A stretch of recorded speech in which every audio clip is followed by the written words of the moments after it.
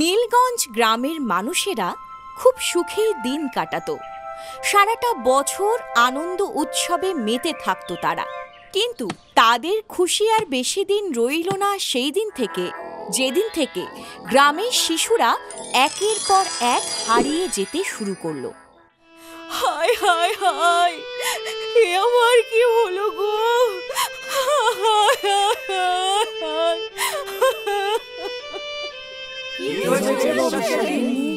কি আবার হবে? আমার ছেলেটাকে সকাল থেকে কোথাও খুঁজে পাচ্ছি না গো।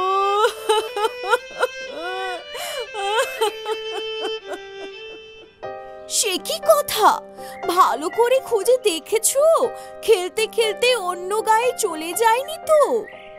না গো না, এ গা ও গা সব জায়গায় খুঁজে দেখেছি, কোথাও নেই। ওমা, সে কি কথা? জল জ্যান্ত ছেলেটা উবে গেল নাকি? দাঁড়াও দাঁড়াও, ব্যস্ত হয়েও না, আমরা সবাই মিলে আরেকবার খুঁজে দেখি। হ্যাঁ হ্যাঁ, ভালো, সেই ভালো। কিন্তু গ্রামের সব লোকেরা একজোট হয়ে খোঁজাখুঁজি করলেও বাচ্চা ছেলেটিকে কিছুতেই পাওয়া গেল না। তারপর থেকেই প্রতি পূর্ণিমা রাতে গ্রামের একটা করে বাচ্চা হারাতে থাকে। আর এই কারণেই গ্রামের মা বাবারা তাদের বাচ্চাদেরকে নিয়ে সব সময় ভয়ে ভয়ে দিন কাটায়। শুনছো, পরশু পূর্ণিমা, আজ থেকে খোকাকে আর স্কুলে পাঠানোর দরকার নেই। হ্যাঁ হ্যাঁ, আমি আজ থেকেই খোকাকে ঘরে বন্ধ করে রাখছি। না বাবা, আমাকে ছেড়ে দাও, আমি বাইরে গিয়ে খেলবো।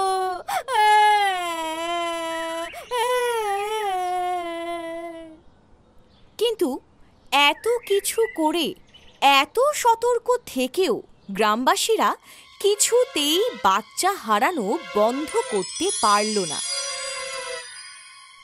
না, এইভাবে আর বেশি দিন চলতে পারে না। আমাদের হাত গুটিয়ে বসে থাকলে চলবে না, আমাদেরকে কিছু একটা করতেই হবে। ঠিক বলেছ বাবা, এই নিয়ে 5টা বাচ্চা হারালো, আমার নাতিটাও যে কোথায় চলে গেল।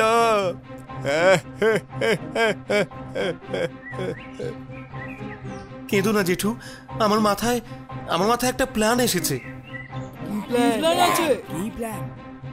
শোনো, পূর্ণিমা আসতে আর 2 দিন বাকি। আমরা আজ থেকে রাতে গ্রামে পাহারা দিতে শুরু করি। প্রতিদিন পালা করে সবাই মিলে পাহারা দেব। তাতে কি আটকানো যাবে? হ্যাঁ, গেলেও যেতে পারে, কারণ বাচ্চাগুলো তো আর নিজে থেকে হারিয়ে যাচ্ছে না। বরং আমার কেমন জানি মনে হচ্ছে কেউ বা কারা গভীর রাতে আমাদের গ্রামের ভেতর ঢুকে বাচ্চাগুলোকে চুরি করে নিয়ে যাচ্ছে। কি সাংঘাতিক! হ্যাঁ, সাংঘাতিক তো বটেই। তাই আমাদের আর হাত গুটিয়ে বসে থাকলে চলবে না। আমরা আজ থেকে পাহারা দেওয়ার কাজ শুরু করি। তারপর গ্রামের লোকেরা পালা করে পাহারা দেওয়া শুরু করে। প্রথম 2 রাতে কোনো সমস্যা হয় না, কিন্তু গন্ডগোলটা বাঁধে পূর্ণিমার রাতে। না, 2 দিন পাহারা দিয়েও তো কিছু জানা গেল না। হ্যাঁ, আমিও তাই ভাবছি, কিন্তু আজ রাতেই কিছু একটা হেস্তনেস্ত করেই ছাড়ব। তারা যখন এইসব আলোচনা করছে, ঠিক তখনই দেখতে পায় একটা বিভৎস ডাইনি চাঁদের থেকে উড়ে উড়ে পৃথিবীতে নামছে। চাঁদের আলোতে তার দাঁতগুলো চকচক করছে।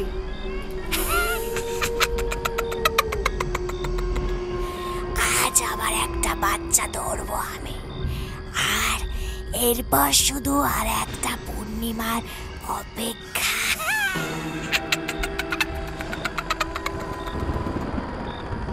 ও বাবা গো, এ তো ডাইনি! চুপ চুপ চুপ, একদম চুপ, ভয় পেলে চলবে না। ও কি বলছে শুনতে দাও। আজকের পর আর মাত্র একটা বাচ্চা জোগাড় করলে আমাকে মায়াবী হওয়া থেকে কেউ আটকাতে পারবে না। যাই, এবার গ্রামের দিকে যাই। ও তাহলে এই ব্যাপার, এই ডাইনি মায়াবী হওয়ার জন্য 7 বাচ্চা ধরবে। দাঁড়াও, তোমার ব্যবস্থা করছি। কিন্তু শ্যামলীর কিছু করার আগেই সেই ডাইনি হুশ করে উড়ে গিয়ে একজনের জানলা দিয়ে বলে তাদের বাড়ির বাচ্চা মেয়েটাকে ধরে নিয়ে উড়ে আবার আকাশে চাঁদে চলে যায়। আর এই ঘটনার পর তার পরের দিন যথারীতি গ্রামবাসীরা আবার একসাথে হয়। কি হে শ্যামল, তুমি যে বলেছিলে বাচ্চা চোরকে তুমি ধরবে, সেই কথার কি হলো? এতদিন তো বাড়ির বাইরে থেকে বাচ্চা নিত, আজ একেবারে ঘরের থেকে তুলে নিল। কারণ এটা যে সে চোর নয়, এটা হলো চাঁদের ডাইনি। সে কি? হ্যাঁ, ঠিকই শুনেছেন। তাই আমি এখন যাচ্ছি হরিশঙ্কর তান্ত্রিকের কাছে। শুনেছি তার অনেক ক্ষমতা, দেখি সে কিছু করতে পারে কিনা।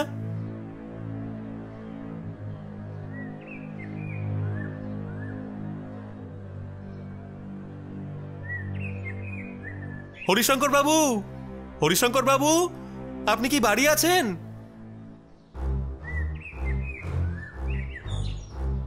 কে? কি দরকার? আমি শ্যামল, পাশের নীলগঞ্জ থেকে বড় বিপদে পড়ে আপনার কাছে আসছি। আচ্ছা, তা কি বিপদ শুনি? তখন শ্যামল সব কথা হরিশঙ্কর বাবুকে খুলে বলে। আর সব শুনে হরিশঙ্কর বাবু বলেন, তোমাদের আর কোনো চিন্তা করতে হবে না। কথাটা আমার কান অবধি যখন এসেছে, তখন এর একটা বিহিত করেই আমি ছাড়ব। আপনাকে যে কি বলে ধন্যবাদ দেব। ধন্যবাদ দিতে হবে না, আমি সামনের পূর্ণিমাতে তোমাদের গ্রামে মহাযজ্ঞ করব। এই নাও ফর্দ, জিনিসগুলো যেন সব আনা থাকে। আজ্ঞে। ফর্দ নিয়ে সেদিনকার মতো শ্যামল চলে গেল এবং পুজোর সমস্ত জিনিস জোগাড় করে রাখল। তারপর এলো সেই পূর্ণিমার রাত। হরিশঙ্কর তান্ত্রিক নীলগঞ্জে এসে এক বিশাল যজ্ঞের আয়োজন করলেন, আর গ্রামের সমস্ত লোক সেই যজ্ঞ দেখতে ভিড় জমালো। এটা আপনি কি করছেন হরিশঙ্কর বাবু? দেখো, ওই চাঁদের ডাইনির শক্তির উৎস হচ্ছে পূর্ণিমার আলো। ও প্রতি পূর্ণিমায় চাঁদের আলোর ধারা দিয়ে পৃথিবীতে নেমে আসে। তাই আজও যখন নামবে, তখন আমি ওকে আলোর পথের মাঝখানে বেঁধে রাখার ব্যবস্থা করছি। আর বাকিটা তো দেখতেই পাবে। এই বলে হরিশঙ্কর তান্ত্রিক মহাপুজো আরম্ভ করলো।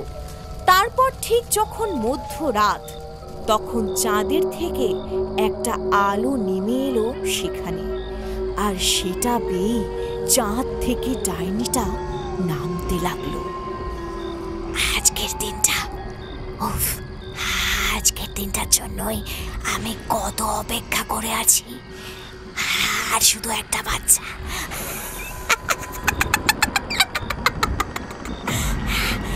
কিন্তু আমি নামতে পারছি না কেন? আমি নামতে পারছি না। তুই নামতে পারছিস না কারণ আমি এখানে বসে আছি বলে। এ কি, তুই কে? আমি দুষ্টের দমন আর স্রষ্টার পালক হরিশঙ্কর তান্ত্রিক। কিন্তু তুই কে, আর এখানে কি করছিস? আমি চাঁদের কিঙ্করি ডাইনি। মায়াবী শক্তি পাওয়ার জন্য আমি সাধনা করছি, আর তার জন্যই 7টা বাচ্চার বলি দেওয়া দরকার। 6টা বাচ্চা জোগাড় হয়েছে, আর একটা বাকি। তাই আমাকে আটকাস না। কি বললি? বাচ্চা বলি? পিশাচিনী ডাইনি, তোর এই ইচ্ছা কোনোদিন পূরণ হবে না, আমি হতে দেব না। না, আমার কয়েক যুগের অপেক্ষা এইভাবে শেষ হতে পারে না। যেতে দে আমায়। তবে রে, ওম হ্রিং ব্রিং কিং ত্রিং স্বাহা। ছেড়ে দে আমায়, যেতে দে। যেতেও দেব, ছেড়েও দেব, যদি তুই আগের 6টা বাচ্চাকে আবার এখানে সুস্থভাবে পৌঁছে দিস। না না না, তাহলে তোকে আমি মহাকাশেই বন্দি করে রাখবো। যাও বা উড়ে উড়ে বেড়াচ্ছিস সেটাও আর পারবি না। তাই বলছি, মায়াবী শক্তির আশা ছাড় আর স্বাধীনভাবে বাঁচ। ঠিক আছে, ছেড়ে দে, আমি স্বাধীনভাবেই বাঁচতে চাই। তাহলে বাচ্চাদের এখনই ফেরত দে। দিচ্ছি দিচ্ছি।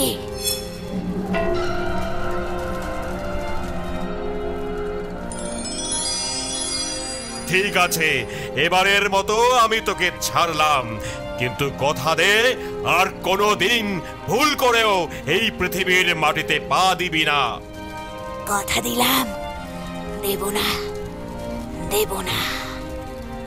তারপর হরিশঙ্কর তান্ত্রিক সেই ডাইনিকে মন্ত্র বল থেকে মুক্তি দিল, আর মুক্তি পেয়ে সেই ডাইনিও পৃথিবী ছেড়ে উড়ে চাঁদে চলে গেল। এদিকে হারানো বাচ্চাদের ফিরে পেয়ে তো গ্রামবাসীদের খুশির ঠিকানাই থাকলো না। তারা হরিশঙ্কর তান্ত্রিকের নামে জয়ধ্বনি দিতে লাগলো। জয় হরিশঙ্কর তান্ত্রিকের জয়।